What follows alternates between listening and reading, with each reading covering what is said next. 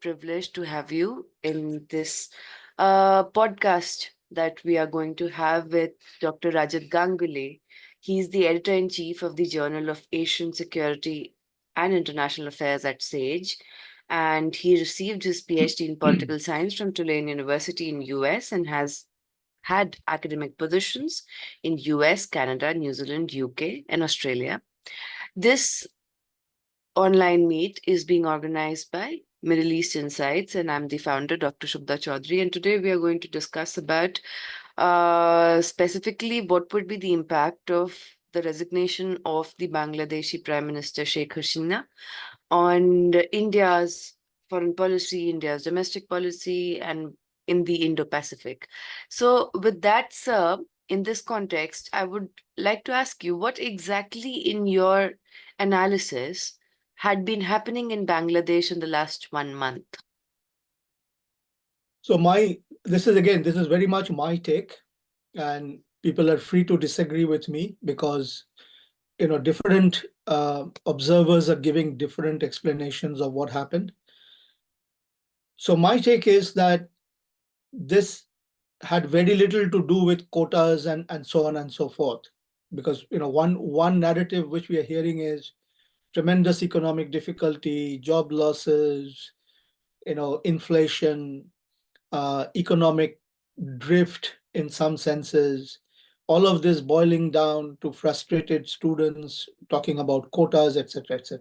And it started with quotas, student protest, etc. My take is it may have started like that. They have made an issue of the quotas. And it's a non-issue as far as I'm concerned, because the Hasina government actually had decided to do away with quotas several years ago. And the quotas were then, they were put back, they were reinstated by the High Court when the beneficiaries of the quotas appealed against the government's decision to do away with the quotas. So you can't say that the government was pro-quota. Government had done away with the quotas. It was put back by the High Court after the beneficiaries appealed. And that decision of the High Court was then subsequently challenged in the Supreme Court. And the Supreme Court was originally expected to hear the case, I think, on 8th of August, if I'm not mistaken. But then because of the protest, they brought it forward. Decision was very clear. Do away with the quotas. Only 5% token quotas have been kept. So everything else has been wiped out. So this is vindication of the Hasina government's position that they didn't want the quotas. So I'm not particularly convinced by the argument that this was all about quotas and the government saying, no, we will have the quotas, 30-40% jobs will be reserved for Mukti Jodha and their families, etc. The government had already said many years ago, I think 2018 or 2019, that we are against the quota. And as I said, this was put back by the High Court. And the Supreme Court has now got rid of the quota. So my take is that the answer lies somewhere else. And before I get to the answer, let me also say that economically what Bangladesh is facing, high unemployment, inflation, a general sense of economic unease, if you may call it, this is being felt in a post-pandemic environment globally. I mean, if you look at Australia by contrast, part of the developed world, things here are pretty grim economically. There is also high unemployment here, particularly amongst the youth. Inflation is skyrocketing. Price of food products has gone through the roof. There is a general feeling of unease because the markets have been going up and down. I mean, as you know, yesterday there was a huge crash in the stock market. Value of people's investments have dropped overnight, in some cases by several $1,000 in many cases. Many of us who are in the academic profession, superannuation or pension value, what you save for the post, for the retired life, this has dropped overnight by, in some cases, $5,000, $6,000, $7,000 because of the market crash. So there's a lot of volatility in the economic side. Interest rates are going up because inflation has gone up. So a lot of people have had to forfeit, their mortgages, their houses, etc. So generally, if you look at Australia as an example, things are not hunky dory out here, just as things are not hunky dory in Bangladesh. That things are also pretty grim in India in certain sectors, and in general in South Asia. So, as a political scientist, what I would say is that these issues can't be an explanation in Bangladesh when they have not generated similar protest in other countries.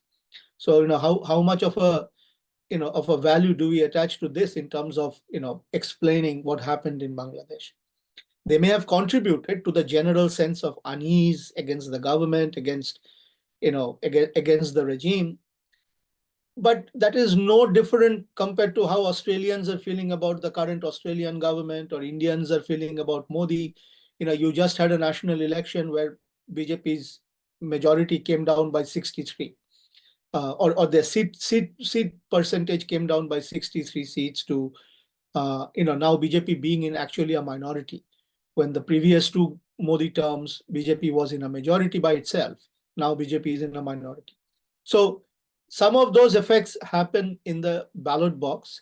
And if Bangladesh had a normal political process where ruling party and opposition both participate in elections, these issues can be best resolved in the ballot box. People could have voted for an opposition government saying that the ruling party hasn't handled the economy very, very well. But in Bangladesh's case, that didn't happen because the opposition boycotted the election on the pretext that these elections will not be free and fair. Now, in any democratic country, if you have a situation where, irrespective of who's in the opposition, they say that we cannot trust the system, then the entire democracy fails. Then what you end up is one party rule, autocratic rule in some ways. So Bangladesh is not different from that point of view. So there was a bit of that. My own perception is what has happened in Bangladesh is probably a well orchestrated coup against the Hasina government by forces that are inside Bangladesh, particularly Islamists and BNP, the main opposition party, rabble rousers in a sense. So these two together forming a coalition, which is a historic coalition because they have come together as a coalition even in the past. So BJP and Jamaat, BJP, sorry, not BJP, BNP has ruled Bangladesh with support of Jamaat, and BNP is a military party, as you know. This was set up by General Ziaur Rahman in 1978. 1978 or 79. One of the 79 most likely. After the assassination of Mujib. So Mujib was assassinated in 75. Then Ziaur Rahman set up the BNP. The BNP basically is a militarist party, and they are hand in glove with the Jamaat-e-Islami, the Islamist, the radical Islamist in Bangladesh. So this is one story, and behind this coalition that took to the streets and then forced Hasina to quit, probably was the support of the United States, either in a very active way or in a tacit way. So I'm pretty sure that the signal was given by the US government that if something like this were to happen and a new arrangement was put in place, Yeah. America would support that, would deal with that, etc. And the reason why I'm saying that is because America has been very upset with the Hasina government for a number of years. And most notably, before the last election, Yeah. the Biden administration had threatened Hasina and her people that you won't get any visas, we will freeze your bank accounts in Western countries if you don't allow a free and fair election. So this election, there was a huge drama with America Yeah. saying, we don't like the way the election is being done. Yeah. They were openly supporting the opposition. And America, to some extent, backed off from doing anything drastic because of India's involvement. Modi, I'm sure, told Biden that India would favor return of the Army League, and India wouldn't want anything to be done to upset the Army League. But I have a feeling that the story didn't end there. So once the Army League was back in place, this is what perhaps the US did in a tacit way, without talking about it in a very public way. And this probably fits into America's mode of operation over the last 30 years, where they have gone after countries and regimes that they didn't like, and they have tried to institute, what can be called regime change foreign policy. And they have done that in many countries. They have done that in Yeah. Ukraine, they have done that in Syria, or attempted in Syria. Yeah. They have done that in Libya, etc., etc. And Bangladesh probably is the latest example. Yeah. Now, having said that, I'll come to the reason why they may have done that. But I'll also say that Hasina herself did the government no favors. Yeah. My own sense is that Hasina, because this is her fifth term in power, right? Or Yeah. this used Yeah. to be the fifth term in power. Yeah. And she's elderly. She's 77 years old. 77. Yes. So yeah, so technically this could have been her last term. Yeah. I think I think there were two big mistakes that she made, in my opinion. People may Yeah. disagree. One is that I thought it was a little bit immature not to reach out to the opposition parties. So, for example, if she had given in to the demand that, okay, you guys want a caretaker government to hold the elections, I'm going to step aside, let there be a caretaker government, let there be a free and fair election as you want. But if you have that election under those circumstances, and if the Awami League were to still win, then the wind would have gone out of the sails of the opposition demand that everything is not fair in Bangladesh. That Yeah. Awami League is basically capturing power by brute force, by manipulating the system, and so on. So I think she could have upset people's apple cart by saying, okay, it's not good for democracy not to have an opposition. We would like the BNP, the other parties to come in, and I'm giving in to your demand. I'm accepting your demand. I'm showing signs of maturity by saying, okay, let there be a free and fair election under a caretaker arrangement, Yeah. even though this is not in Bangladesh's constitution. Neither it is in India's constitution. You may remember that in India, elections are held by the Election Commission of India, Yeah. Yeah. but the government of the day doesn't resign when the election is being held. So there is no caretaker government in India at that time. It's Yeah. just that the government cedes the power of elections to the Election Commission of India. Um, and Bangladesh has very similar system, but the opposition obviously wanted to make that an issue, and they have been doing that for the past 3-4 elections, which then almost becoming a farcical election because there is no opposition candidates on the other side, at least by the main parties. So Awami League, for no fault of its own, is basically taking the rap that it is manipulating the system. So I think Hasina could have done something about that by saying, I'm going to show some magnanimous spirit. I'm going to allow um, a caretaker arrangement to conduct the elections, and I will step aside for the time being. We still feel confident that we can get the vote from the people. So something like that she could have done, and she didn't do that. Yeah. And the other mistake I think she made, my opinion is, that as she faced criticism from civil society, from students, from foreign countries, etc., her tone became very militant, Yeah. very autocratic. So she gave the impression that she was dictatorial in tone and in substance. She's not open to accepting criticism. She's not open to accepting ideas from others. She's not malleable. She's very firm. She wants power at any cost, even if it means riding roughshod over opposition parties, over pressure groups, over civil society organizations, etc., etc. So I think she lost the optics war Yeah. in this whole saga. Yeah. And two, in my judgment, she did not show statesmanship, perhaps because her own assessment or own reading of the situation was that this is manageable. I can control it as I have done in the past.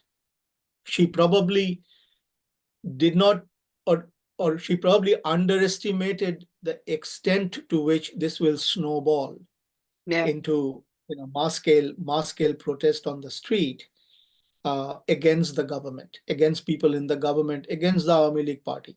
Yeah. And certainly, I think it was a mistake probably to also countered the protest by letting loose the Awami League cadres who were Yeah. involved in street fighting with the protesters. Yeah. So, so using the police, using paramilitary, even using military is one thing, but when you let loose your party cadres, who are beating up students in university campuses or out in the streets and so on, Yeah. Yeah. uh, you lose the optics war very quickly. So this was, this is my assessment. I also don't think that this is about job quotas, as I said, Yeah. because the Bangladesh government had already accepted that quotas had to go. This quotas they were brought back because of the High Court, and now the Supreme Court has abolished them. Only 5% quotas remain, which is practically nothing. So if this was all about quotas, then the protest should have ended the day the Supreme Court judgment came. But as you know, the protest didn't end.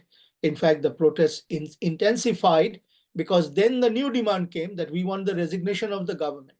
Yeah. So that was the real purpose of this entire stage managed protest. Now, who did that? I think the answer is very obvious.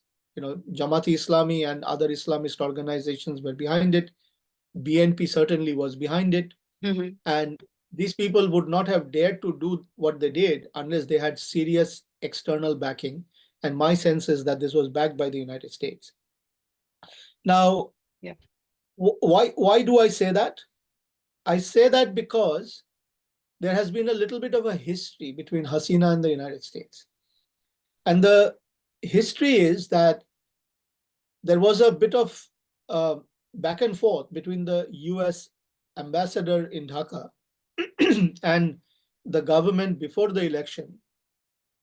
My information is that the Americans becoming very frustrated with India, that India is not becoming a military, alliance partner with the US because of this concept of strategic autonomy and so on and so forth. Yeah. That no matter how much we tried to cultivate India, India did not really reciprocate in terms of joining the American camp.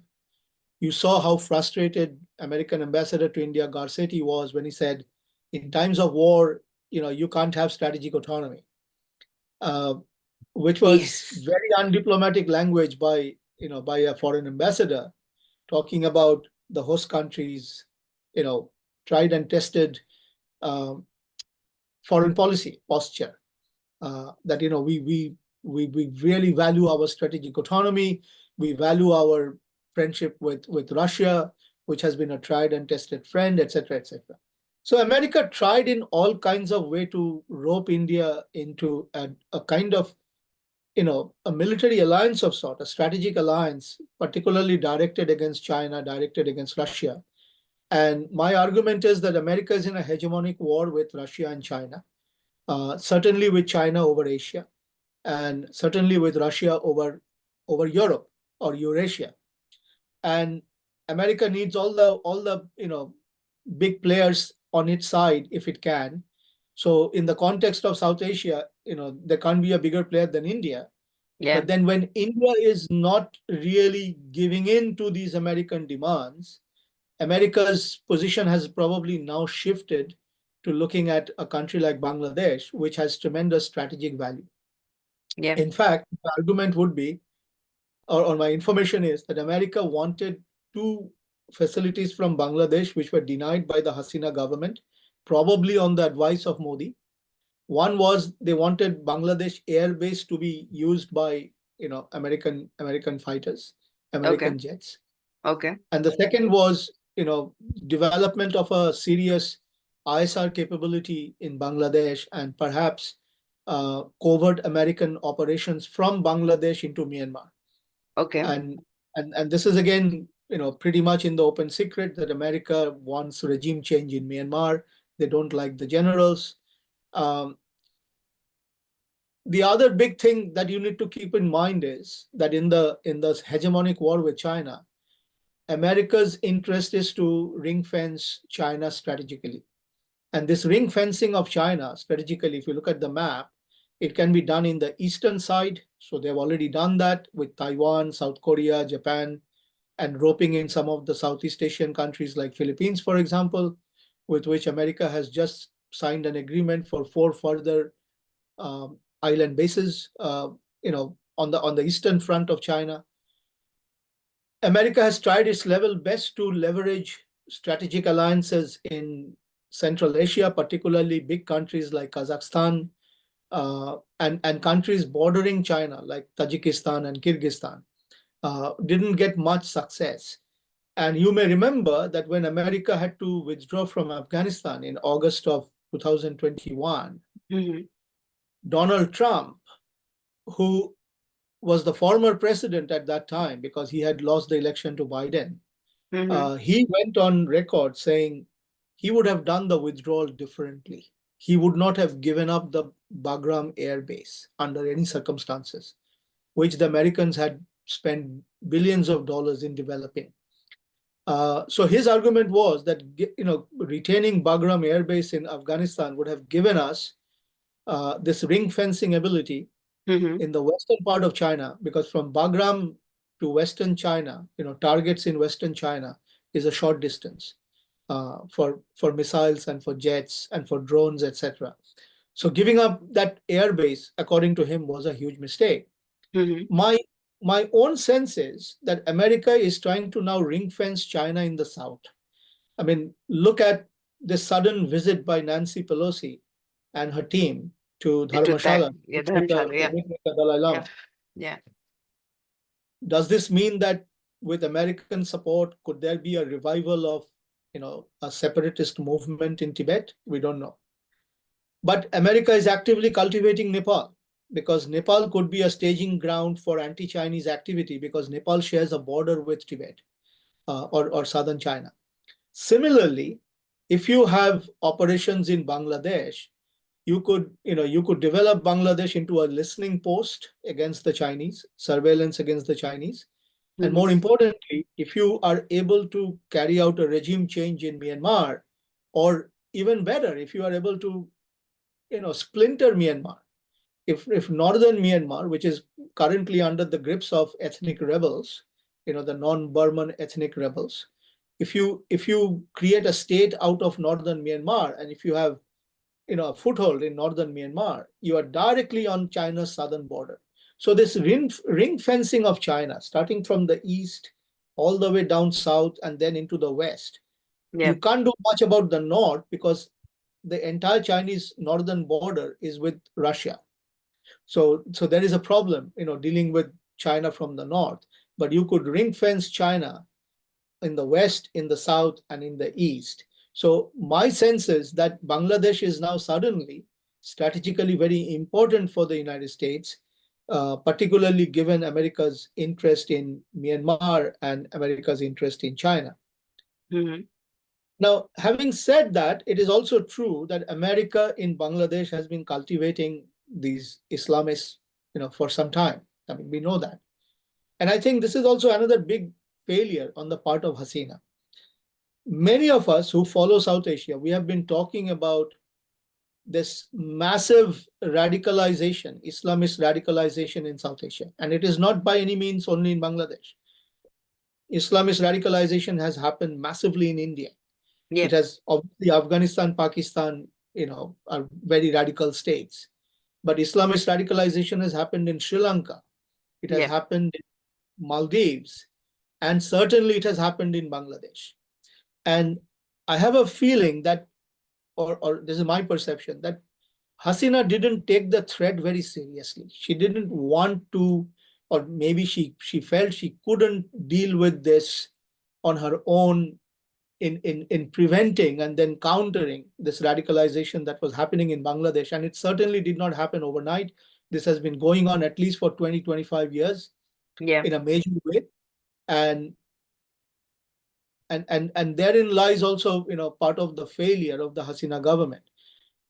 But equally, I think if you want to learn a lesson from that, there's a lesson for India that, if you don't stop the radicalization of large segments of India's Muslim population that is happening in India, India could also be in a very vulnerable position down the track, because this could become almost like like a Trojan horse for India. The difference is In India's case, Muslims are about 15% of India's population, whereas in Bangladesh, they are almost 98% of the population. So this radicalization in Bangladesh, you will find enough information to suggest that this has happened at the madrasa level. Almost every village has madrasas where basically what they are teaching is jihad, Quran, and jihad against the infidels or kafirs. And kafirs are primarily Hindus, but also other non-Muslim minorities in Bangladesh. The So Christians. this is Yeah. ongoing. This is ongoing in Bangladesh for a long time. What alarms me is that this radicalization, it seems now, has infiltrated into the younger population, certainly people below the age of 30, this younger generation, uh, who were born in the last 30 years, so post-Cold War generation who were born in Bangladesh, that they certainly seem to have become much more radicalized. And this is both at the lower class and the middle class levels. So you can't say that this radicalization is only at the lowest level. No, this is even at the middle class level. And my own sense is, and I would love to be proved incorrect, but my own sense is that even Bangladeshi universities are now hotbed of radicalization. I mean, from what I have seen and heard, I mean, I often find that university age students in Bangladesh, on university campuses, they are extremely radicalized now. And this radicalization comes out in the form of a very virulent anti-Indian sentiment in Bangladesh. And oftentimes, Indian scholars ask, but we helped you guys achieve independence from Pakistani genocide in 1971. That message seems to have been wiped out of the mind of the current generation, the post Cold War generation, who are extremely you know radicalized in their mind, and this radicalization is very strongly anti-Muslim and particularly anti-Hindu, anti-India. And my own sense is that this is where Hasina has lost. She was not able to prevent this transformation in a way of Bangladeshi society from a liberal secular society at one time. Mujibur Rahman was a pretty liberal secular guy. The kind of society that he thought about that Bangladesh would become once Bangladesh separated from Pakistan, or East Pakistan separated to become Bangladesh, would be a liberal secular kind of society. Bengalis are known for their high education standards, their literacy, they have high culture, a lot of literary works, literary figures, and Bangladesh produced many wonderful secular thinking, liberal thinking academics, civil society leaders, and so on. My suspicion is it has now transformed in a major way from that liberal secular society to a now very radicalized society. And it has happened under Hasina's watch, because Hasina has been in power for 5 terms, at least 4 full terms, and then this term. If you actually go back and look at some of the things that she has done, I would even go to the extent of saying that she not only didn't do anything to stop this transformation, she even tried for very narrow political ends to sometimes even benefit from it. She gave a free hand, for example, to Islamists, as long as they would not do anything to upset the Awami League's hold on power. Some of these things she has tried to do. She has tried to divide the Islamist into a pro-government, Islamist faction and an anti-government faction. She tried sometimes, these things like convicting the Razakars, the collaborators of the 71 war, convicting them and then hanging them, giving them death sentences, etc. Uh, but that is only, airbrushing at the top. She didn't do anything about stopping this massive transformation at a societal level, through this proliferation of Islamic seminaries, madrasas, the kind of education that was being given, the kind of message that was being given. I would even say that she probably didn't do a huge amount to protect minorities in Bangladesh. because Bangladesh, the minorities data, if you look at, what percentage of population were Hindus at the time when Bangladesh was created, and now there's been a rapid decline in that percentage of population. And in some senses, you could argue that Bangladesh is walking along the path that Pakistan has followed. What they are doing to Hindus in Pakistan by these radical groups. Similar things that have happened in Bangladesh. And after after her, her ouster, I mean, I don't know whether you saw yesterday, there were so many gruesome videos being circulated on social media of Hindu families being targeted, with violence in Bangladesh now as we speak. Some of those videos are too gruesome to even see, Yeah. to watch or even describe, but those things are happening. In fact, one of their cricket player, who's a Hindu, Litan Das, his house was attacked, not because he had failed as a cricket player, but because he's Hindu. So his family was targeted. So that this is now acquiring an anti-Hindu dimension as we speak. No, Um, but and that I agree, sir. But there are also, if we trust the vagueness of the social media, there have been also so many posts where the Muslim clerics themselves are safeguarding so many Hindu temples, also the Christian churches all night long yesterday, and civil society will do that, civil yeah, society, because there are still good people in Bangladesh. But what yeah, was really interesting to watch was that the military, except for giving out certain phone numbers saying, if you are attacked, please call us on this number, yeah. uh, didn't do much about actually protecting these families who were under attack, or people who were getting, really thrashed on camera, by these hardline Islamist elements. And That, and yes, that is, but and, that and that is a brings, dangerous yeah, sign. That is a dangerous sign, because I think now, if the kind of regime that is going to be created now, yeah, my suspicion is that this will be a BNP Jamaat type regime. yeah. Uh, if that happens, I think these attacks on India will probably rise. Attacks on Hindus will probably rise even more. And